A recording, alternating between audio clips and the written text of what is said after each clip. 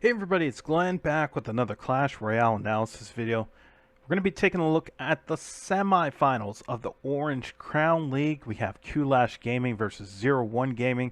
Hector from ZeroOne going up against Mattiaa from Qlash.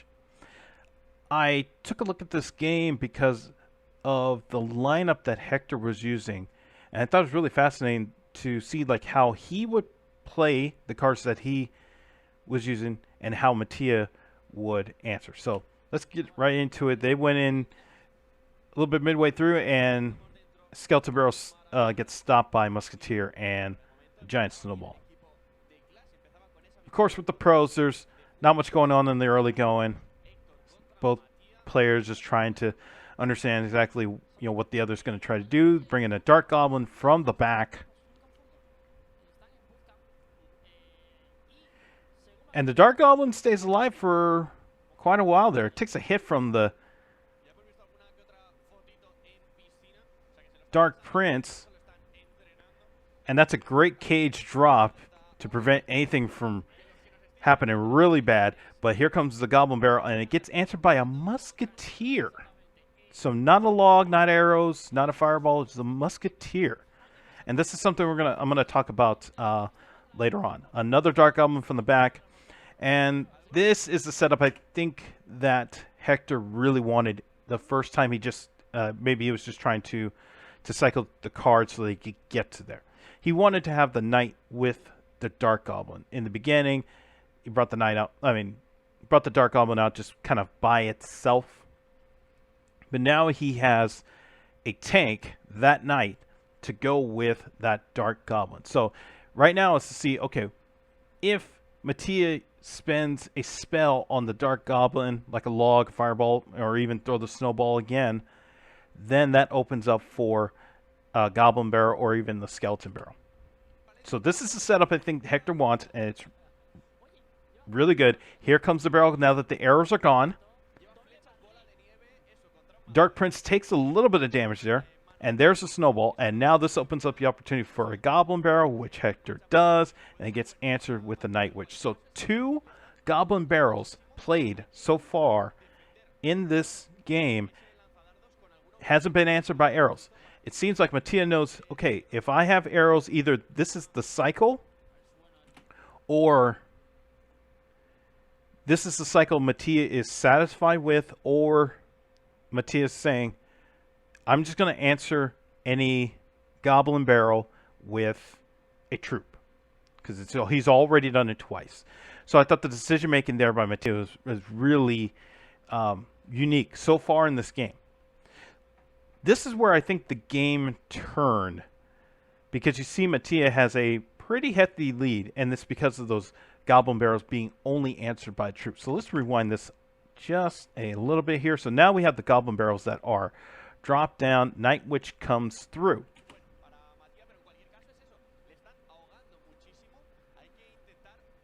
So how is Mattiaa going to answer this Dark Goblin right here? This is what he has to deal with. If he doesn't deal with this Night Witch is gone, and he probably can't even do a push. So how's he going to answer this? He brings in a giant.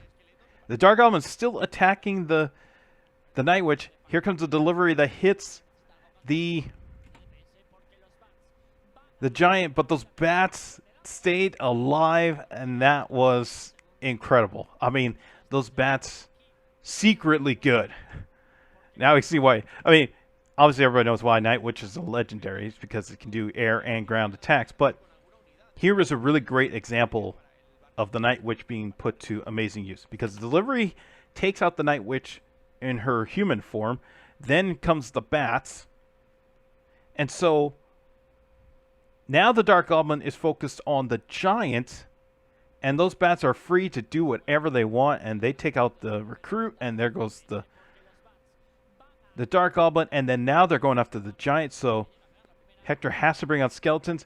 So throughout all of that, those bats not only got rid of the support so that the giant could go and do some shots on the tower, they're preventing a counter push. Now, Hector doesn't have any elixir to do a it counter pushes this at this point. And yes, they're about to get into double elixir time, but you would have hoped to have maybe at least the knight get to the bridge somewhat healthy. It doesn't even get there. So this is a really bad spot for Hector. This is a great play by Mattiaa because it went from he hadn't done much to the tower to now it's just about even. And so we just have our little pause going into double time. And Mattiaa brings in Musketeer.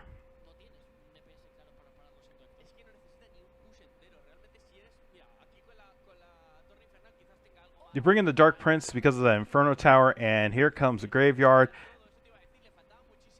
And that was an amazing arrows by Mattiaa to get that Dart Goblin. I mean, if you look at the precision of how close it is without getting that King Tower, I mean, it was that is pretty amazing. You see this the circle of influence where those arrows dropped, and it gets the Dart Goblin and doesn't get the King Tower. I mean, that's some pro level play right there. You know, Musketeer doesn't even get to the tower, but it's really about getting rid of that Dart Goblin so that the Graveyard can do their thing at the Princess Tower. So a little bit of damage, but not much. Here comes the Inferno Tower again, and a Giant to answer with the Graveyard. Another Dart Goblin. And another, I mean, you just look at like where the arrows are going, not even hitting the King Tower, but getting that Dart Goblin, unbelievable. And that forces Hector to play everybody up. Skeletons, delivery, bring in the Knight. And this Musketeer is fairly healthy at the tower.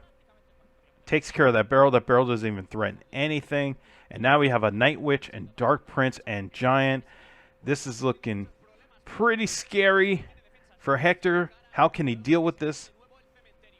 Brings in another Graveyard and another Dark Goblin and another arrows. So if we look at the arrow usage of how this game has gone, as we see another Dark Goblin get taken out by that Dark Prince, there were 4 instances where the Dark Goblin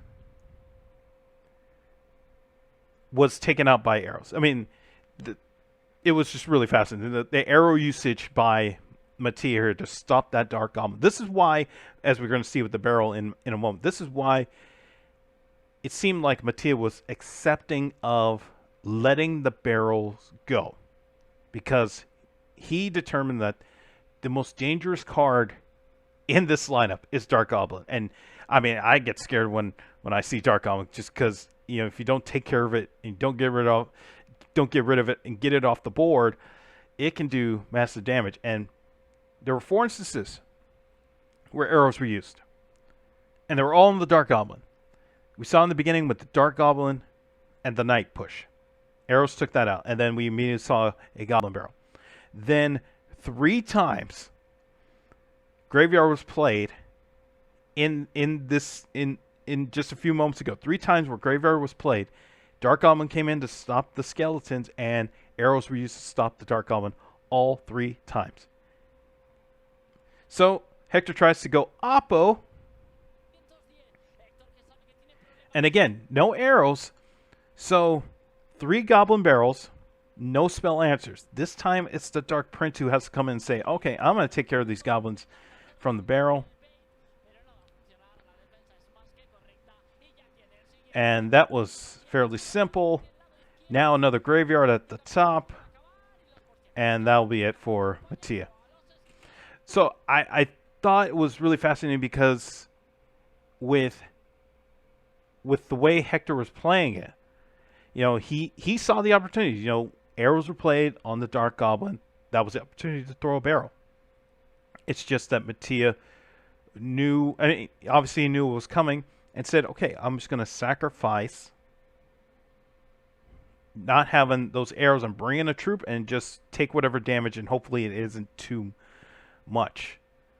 And it worked out for Mattiaa. And I mean, this is a different type of log bait, spell bait type of lineup, and Mattiaa said, okay, I'm going to sacrifice one and hopefully it'll get the win. And that was the case. So, I mean, just a really, really fascinating game by both players. It ended up in the way of Mattiaa. And I also think the bat play, those bats that spawned after the Night Witch was gone by delivery, and just getting rid of all of those attackers on that giant really tilted the scales to make it even at that point, and then it kept going Mattiaa's way. So congrats to Mattiaa on this win right here. This is a really great game. I'm going to end the video right here. Thanks for watching.